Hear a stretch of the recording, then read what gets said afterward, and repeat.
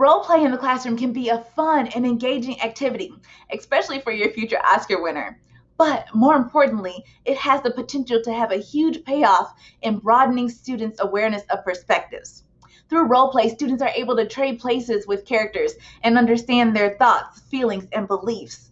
And this can be done with characters in literature, or it can be done with people they're learning about in nonfiction. So, to do this type of thinking, we need to have two things: maturity and front loading. When I say maturity, what I mean is we need students to be able to realize that there are multiple perspectives in the world around us. And so our primary students are still in I, me, my world. So we probably will save this activity for students that are older and wiser. So you want to use this with your intermediate to secondary students.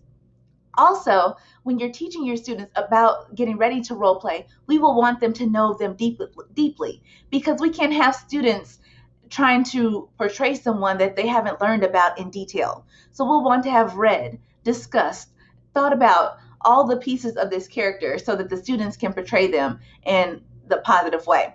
And one part of doing that is to dispel stereotypes on the front end so that they can have an accurate presentation for their character that they're trying to portray. So once you've talked about all these things with your students, while they're actually role playing, we can continue teaching perspective through having them consider the critic.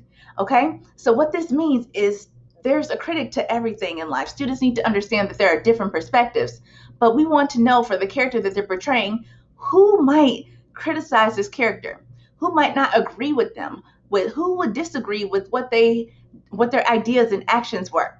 Or not only who, but also why.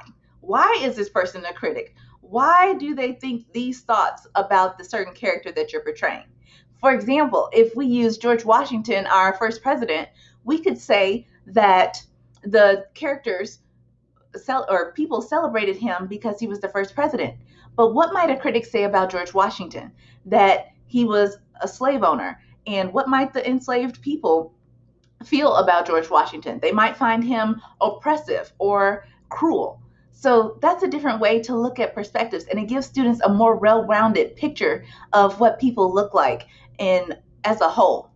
Remember, one thing that we want to do while we're teaching students about perspective through role play is allow them to know that perspectives are different in different events and issues of our time.